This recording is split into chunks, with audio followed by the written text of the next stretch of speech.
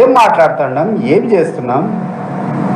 కనీసం మాట్లాడేటప్పుడు కనీసం విద్యుత్ ధర్మం కొంచెమన్నా, అరే నా వయసు పైబడిపోతా ఉంది, నేను కూడా ఈరోజు కాబట్టి రేపు 10 లోపాలకు పోవాలా, పోతున్నా పాపాలు చేస్తే ఆ పాపాలకు ప్రక్షాళన చేసుకోవాలా, పాశ్చాత్యం పడాలనేట్టు పోయి రోజు రోజుకు అధ్వానమైనటువంటి నీ తీరును అనకాపల్లిలో పోయి నువ్వు మాట్లాడతావా?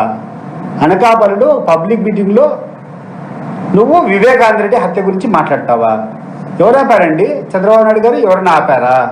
జగన్మోహన్ రెడ్డి గారు ఈరోజు అధికారంలో ఉన్నారా? జగన్మోహన్ రెడ్డి గారు ఏమన్నా కోర్టులో పిటిషన్ వేసుకొని వివేకానంద రెడ్డి హత్య కేసు జరగకూడదని చెప్పి ఏమన్నా పిటిషన్ వేసుకొని ఆపుకుంటున్నారా? నీ నీచ రాజకీయం కోసం, నీ చేతగానితనం కోసం ఒక ట్రంప్ కార్డు మాదిరి వాళ్ళ కుటుంబ సభ్యులు, జగన్మోహన్ రెడ్డి గారి కుటుంబ సభ్యులు ఇద్దరిని లోపరుచుకొని వాళ్ళతో పిటిషన్లు వేయించుకుంటూ నీకు ఎప్పుడు గడ్డు కాలం వస్తుందో నువ్వు మాట్లాడినట్టు మాట్లాడటము, వాళ్ళకు కావాల్సినటువంటి మేలును అందజేయడం.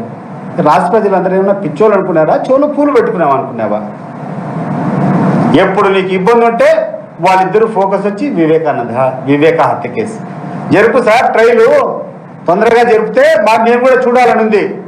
కోర్టు చెప్తారు కదా ఎవరికి హత్యలో సంబంధం ఉందో, లేకుండా అంటే ఎవరు దాంట్లో బుద్ధాయిలో ఎవరు చేశారనేది కోర్టు తీర్పిస్తుంది కదా. ఎవడైతే దస్తగిరి అనేటువంటి వ్యక్తి ఈ హత్య చేశాడో వాడికి ఏమో నువ్వు గన్మెన్లు, నువ్వు ప్రొటెక్షన్లు, వాడేమో బయట తిరగాల. ఎవరికి సంబంధం లేనటువంటి వాడి మీద నువ్వు నిందలు వేసుకుంటూ నీ పత్రికల్లో మీరు రాసుకుంటూ ఉంటారా? మంచి పద్ధతి కాదండి చంద్రబాబు నాయుడు గారు, మంచి పద్ధతి కాదు ఇది. ఇప్పటికైనా మీరు మేల్కోకపోతే, ఇదే రకమైనటువంటి దుష్ప్రచారం జరిగితే ప్రజలు సరైనటువంటి సమయంలో మీకు బుద్ధి చెప్తారు. ఈరోజు రాష్ట్రంలో అనేక సమస్యలు ఉన్నాయి, నువ్వు ఇచ్చినటువంటి హామీలు ఉన్నాయి, నువ్వు చేసేటువంటి కొల్లగొట్టేటువంటి ఈ రాష్ట్ర ఖజానానంతా కొల్లగొట్టేటువంటి విధానం ఈరోజు ఎక్కడ చూసినా చర్చనీయాంశమైంది. దీనన్నీ మార్చేదానికోసం నువ్వే ఒక అజెండా తీసుకొని వస్తావు, ప్రజల్లో అపహాస్య పాలవుతావు, నవ్వుల పాలవుతావు. ఒకరోజు తిరుపతి లడ్డు అని మాట్లాడినావు, అది వికటించింది. నీ వీపునే ప్రజలు బాగా కొట్టడం మొదలుపెట్టారు. ఎక్కడ పోయినా కూడా ఈ పనికిరానోడు కూర్చొని దేవుడి ప్రసాదం మీద కూడా ఇట్లా అపవాదాలు వేస్తాడని చెప్పి నీకు చెడ్డ పేరు వస్తే ఆ అజెండా పక్కన పెట్టాం. రెండో రోజు రాజధాని నిర్మిస్తా అని చెప్పినావు, ఏమీ అవసరం లేకుండా నువ్వే ఒక సభ పెట్టుకున్నావు. ఆ సభలో నువ్వు తీర్మానం చేసుకున్నావు, కేంద్ర ప్రభుత్వాన్ని పంపించుకున్నావు. నువ్వు ఒక పెద్ద మాస్టరు, ఒక పెద్ద పేట్రియాటు, ఈ రాజధాని ఎందుకు చేస్తాడని చెప్పే ప్రయత్నాలు చేసినాం. నీ అసలు రంగును వైఎస్ఆర్ కాంగ్రెస్ పార్టీ ఎండగట్టింది. నువ్వు చేసేటువంటి తప్పులన్నింటి చూపించడం, ఆ రాజధాని నిర్మాణ ముసుగులో నువ్వు చేసేటువంటి దోపిడీని అంతా సమర్థవంతంగా మేము ప్రజల దృష్టికి తీసుకొని పోయినాం. నువ్వు మాట్లాడేటువంటి పరిస్థితి లేక దాన్ని పక్కన పెట్టేసినాయి నీ పేపర్లు, నీ కథ. ఇప్పుడు దాని గురించి మాట్లాడడంలా, ఎందుకంటే 1-2 రోజులు ట్రోలింగ్ చేసినావు. మావిగాని అంటే ఏంది అది ఇది అని చెప్పి ఈరోజు ప్రజల్లోకి స్పష్టంగా పోయింది. జగన్మోహన్ రెడ్డి గారి విజన్ చాలా బెటర్ విజన్. ఈ చంద్రబాబు నాయుడు చేసేదంతా రాజధాని పేరు చెప్పి రాష్ట్ర ప్రజల జోబుల్లో ఉన్నటువంటి డబ్బులన్నీ దోపిడీ చేస్తాడనే విధానం స్పష్టంగా పోయింది ప్రజలకు. సో దాన్ని పక్కన పెట్టాం. ఈరోజు ముక్కు ముఖం తెలియని డెఫినెట్గా ఆ అబ్బాయి దస్తగిరి అనేటువంటి వ్యక్తి మా పార్టీకి సంబంధించినటువంటి నాయకులతో సత్సంబంధాలు ఉన్నాయి. ఒక రాజకీయంగా కానీ లేకుంటే అతను చేసేటువంటి రియల్ ఎస్టేట్ వ్యాపారంలో కానీ మాకు సంబంధించిన నాయకులతో సంబంధాలు లేవని మేము చెప్పడంలే. సంబంధం ఉన్నంత మాత్రం వాళ్ళు హత్య చేశారా? ఏ రకంగా నిత్యానంద రెడ్డికి సంబంధం అండి? వాళ్ళు నిత్యానంద రెడ్డికి చంపిన వాళ్ళతో సంబంధం ఉండొచ్చు. వాళ్ళు అనేక కార్యక్రమాల్లో నిత్యానంద రెడ్డిని సపోర్ట్ చేస్తూ ఏదైనా 4 సార్లు కేకులు కట్ చేసుకోవచ్చు, లేకుంటే నిత్యానంద రెడ్డితో ఏమైనా పనులు కావాలంటే చేయించుకోవడానికి ప్రయత్నాలు చేయొచ్చు. కానీ అంత మాత్రం నిత్యానంద రెడ్డికి హత్య చేయాల్సినటువంటి అవసరం ఉందా? దస్తగిరిని మా పార్టీ వాళ్ళకి అని చేయాల్సినటువంటి అవసరం ఉందా? స్పష్టంగా వాళ్ళు ఇచ్చినటువంటి కంప్లైంట్లోనే ఆ మారమ్మ గుడి దగ్గర చేసినటువంటి దాంట్లో ఒకరి మీద పడి ఆ చిలికి గాలివాన మాదిరి మారి ఈ పిల్లోళ్లకు ఉండేటువంటి ఆ చెడ్డ అలవాట్ల వల్ల ఆ మద్యానికో లేకుంటే ఆ బంగ్యాకో బానిసలై వాళ్ళు చేసుకునేటువంటి హత్యను తీసుకొని మా నాయకుని చుట్టేటువంటి ప్రయత్నం చేస్తావా? తప్పు చంద్రబాబు నాయుడు గారు, తప్పు గుర్తుపెట్టుకోండి. You will be answerable tomorrow. ఈ ఈ ఈ లోకంలో కాకుండా పైన ప్రతి ఒక్కరు గమనిస్తూ ఉంటారు. గుర్తుపెట్టుకో, నువ్వు ఇది మంచి పద్ధతి కాదు, నీ స్థాయికి మంచి పద్ధతి కాదు. ఆ తర్వాత మంత్రులు ఒక ఆమె వచ్చి మాట్లాడుతుంది, నేను బీసీ వాళ్ళని చంపినారని. అమ్మా సవితమ్మ, నువ్వు ఎంత బీసీనో జగన్మోహన్ రెడ్డి గారు బీసీలకు ఎంత చేశారో ఒకసారి ఆయన చేసినటువంటి కార్యక్రమాలు చూస్తే నీకు అర్థమవుతుంది. దేశ చరిత్రలోనే ప్రథమంగా ఈ రాష్ట్ర చరిత్రలోనే ఏ రోజు లేని రకంగా 175 అసెంబ్లీ సీట్లు, 25 పార్లమెంట్ సీట్లు ఉంటే 200 సీట్లకు గాను 50% కంటే ఎక్కువ బీసీలకు, ఎస్సీలకు, మైనారిటీస్ ఇస్తా అని చెప్పి వాగ్దానం ఇచ్చి 102 సీట్లు, 200 సీట్లు దగ్గర ఉంటే 200 సీట్లు 102 సీట్లు 103 సీట్లు ఈ వర్గాలకు ఇచ్చినటువంటి గొప్పతనం జగన్మోహన్ రెడ్డి కాబట్టి నీకు వస్తుందమ్మా. నువ్వేమన్నా ఛాంపియన్ ఏమన్నా బీసీలకు? నువ్వేం చేసావు బీసీలకు? నువ్వు ఒకసారి పోయి చూడు. ఈళ్ళ లక్కప్ప అని చెప్పి మరకసిరిలో క్యాండిడేట్ ఇచ్చాడు జగన్మోహన్ రెడ్డి. అతనికి ఒక ఉపాధి హామీకి పోయేటువంటి దాంట్లో చిన్న నౌకరీ చేస్తాడు, క్యాండిడేట్గా పెట్టి ఆయనకు అయ్యేటువంటి ప్రతి పైసా ఖర్చు కూడా పార్టీనే భరించే రోజు పెట్టింది. మైలవరంలో ఒక బీసీ క్యాండిడేట్ తీసుకొని పోయి ఇచ్చినాడు, ఒక జెడ్పీటీసీ స్థాయి వ్యక్తికి.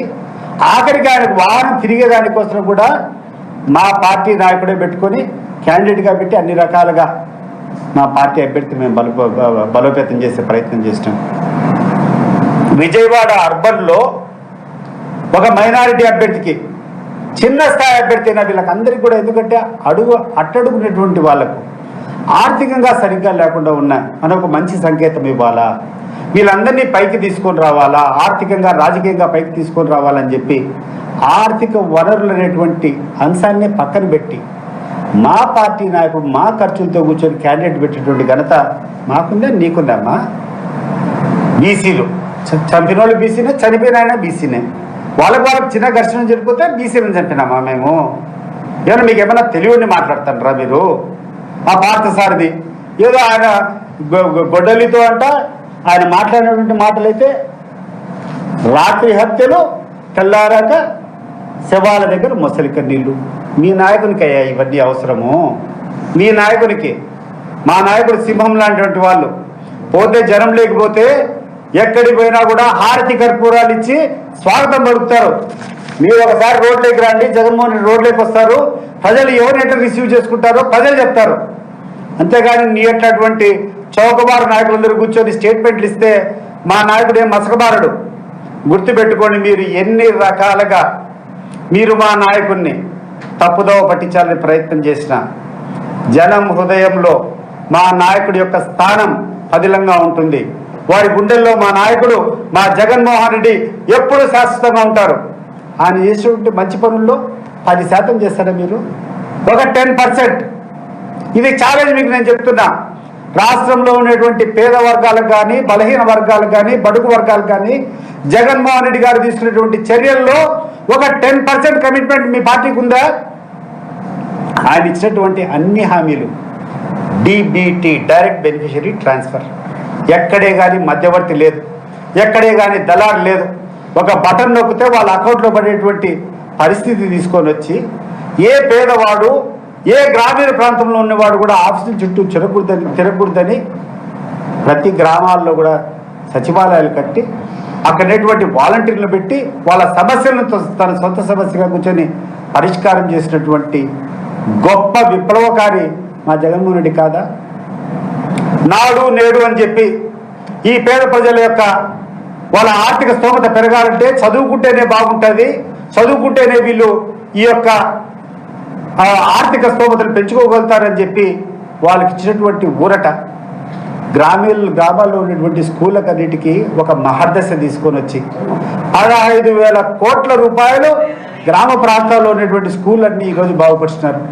వాళ్ళకి కావాల్సినటువంటి ప్రతి చదువుకునేటువంటి తల్లికి 15,000 రూపాయలు అమ్మఒడి అని చెప్పి స్కీమ్ ఇచ్చారు. వాళ్ళ స్కూళ్ళల్లో ఈరోజు ఒక మంచి నాణ్యమైనటువంటి మెనూ, ఒక నాణ్యమైనటువంటి వాళ్ళకు ఆహారం పెట్టేటువంటి పరిస్థితి తీసుకొని వచ్చినారు.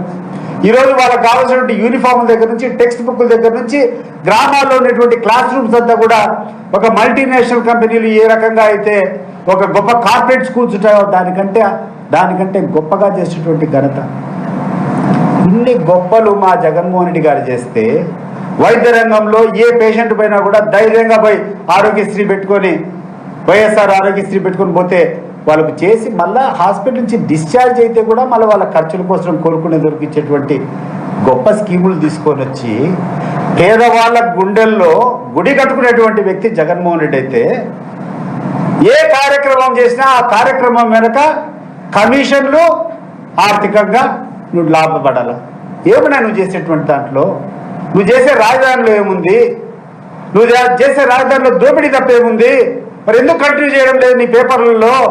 రాజధాని గురించి నీ పేపర్లో ఎందుకు పక్కన పెట్టేసినాయి? లడ్డు గురించి ఇప్పుడు ఎందుకు పక్కన పెట్టేసినాయి? ఉమ్ముతా అంటారు మిమ్మల్ని ప్రజలు మిమ్మల్ని చీత్కరించుకుంటూ అంటారు, ఇంత నీచుడా ఇంత నికృష్టుడా అని. ఇంకా ఎన్ని రోజులు ఆడతారు సార్ ఇవన్నీ?